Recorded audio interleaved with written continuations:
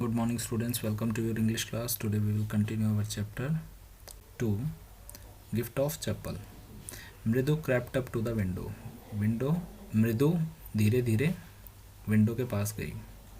Lali was sitting a little distance away, awkwardly holding her violin and bowstring. वहाँ पे लाली बैठी हुई थी थोड़ी दूरी पे और उसके हाथ में वायलिन था और बॉस्ट्रिंग, वो जो वायलिन बजाने के लिए स्टिक होती है जिसपे स्ट्रिंग लगी होती है, धागे लगे होते हैं, तार बंदी होती है, वो था. Her elbow jutting out and her eyes gazed with concentration. उसके जो एल्बो थे वो बाहर निकले हुए थे वायलिन बजाने के लिए, जैसे हाथ एकदम कोनी बार सी होती है ना, वैसे बाहर निकले हुए थे और उसकी आंखें चमक रही थी और पूरे ध्यान से वो सुन रही थी. In front of her with the most of his back to the window was the bony figure of the music master. और उसके सामने कौन बैठा हुआ था? म्यूज़िक मास्टर बैठा हुआ था जिसकी पीठ विंडो की तरफ थी. बोनी फिगर मतलब बोन मतलब क्या होता है? हड्डी. मतलब बोनी फिगर मतलब काफ़ी पतला सा मरियल सा म्यूज़िक मास्टर था. He had a mostly bald head with the fringes of oiled black hair falling around his ear and an old fashion tuft. तो वो मोस्टली बाल्ड मतलब उसका सर मोस्टली सर पे बाल नहीं थे, बस ये जो सर के कान के पास थोड़े बाल थे जो उसके कानों के पास से आ रहे थे और इकट्ठा हुए पड़े थे. टफ मतलब ऐसे बंच बना के इकट्ठा हुए हुए थे बाल. ठीक है.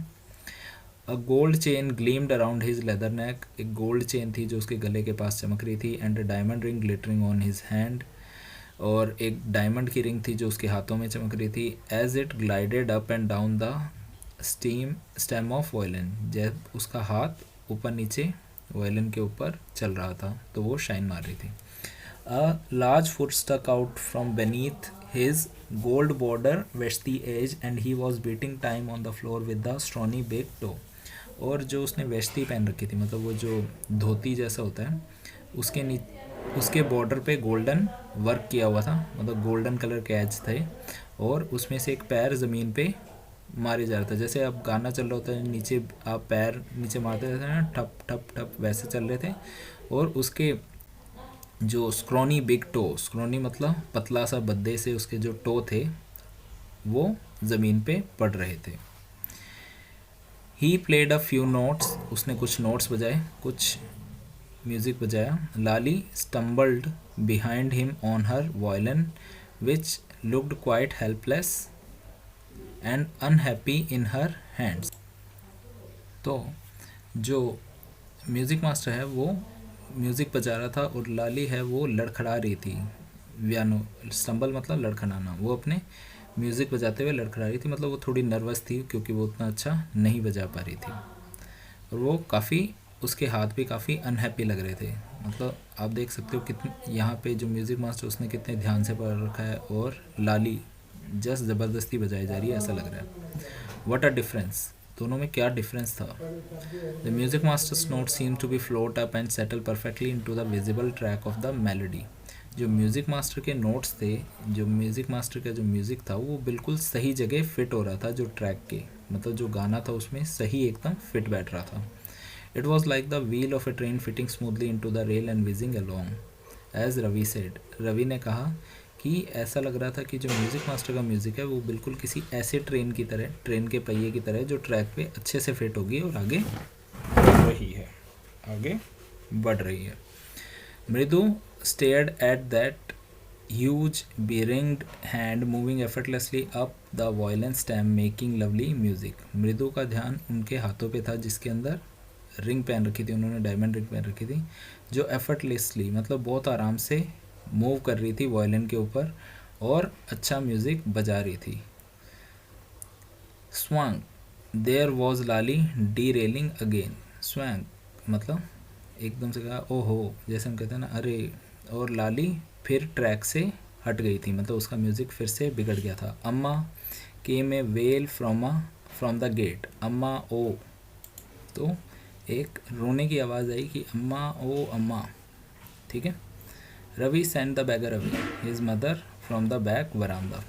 तो रवि की मदर ने कहा कि रवि भिखारी को वापस भेज दो. तो ये जो अम्मा ओ अम्मा कौन चिल्ला रहा था? भिखारी था जो गेट के बाहर चिल्ला रहा था. तो रवि की मदर ने कहा कि उस भिखारी को वापस भेज दो. Where she was chatting with Tapi.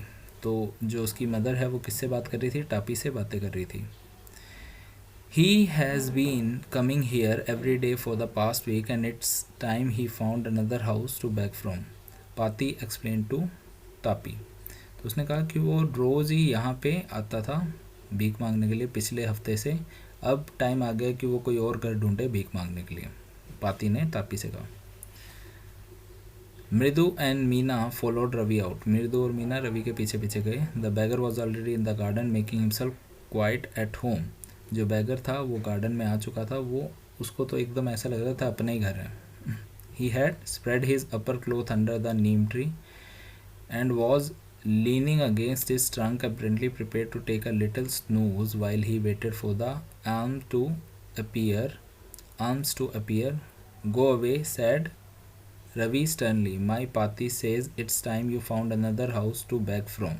तो जो बैगर था वो एकदम अंदर आ गया था गार्डन में और नीम के पेड़ के सहारे लेट गया. उसने सोचा थोड़ा वेट कर लेता हूँ, थोड़ा आराम कर लेता हूँ जब तक वो पैसे लेके आते हैं. तभी रवि आया. रवि ने कहा गुस्से में कि यहाँ से चले जाओ.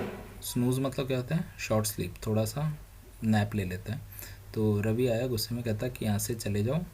पाती ने कहा है कि अब तुम्हें दूसरा घर ढूंढ लेना चाहिए भीख मांगने के लिए. The beggar open his eyes very wide and gazed at each of the children one by one. Beggar ने अपनी आंखें खोली और एक के बाद एक बच्चे को देखा. The ladies of this house, he said at last in a voice choked with feeling, are very kind souls. I have kept my body and soul together on their generosity for whole week. तो उसने कहा कि जो यहाँ की औरतें हैं वो काफ़ी काइंड हार्टेड हैं, काफ़ी दयालु हैं. उनकी वजह से ही मैं अपने आप को, अपनी बॉडी और सोल को टुगेदर रख पाया हूँ एक हफ्ते तक. बॉडी और सोल को टुगेदर करना मतलब अपने आप को ज़िंदा रख पाया हूँ एक हफ्ते तक.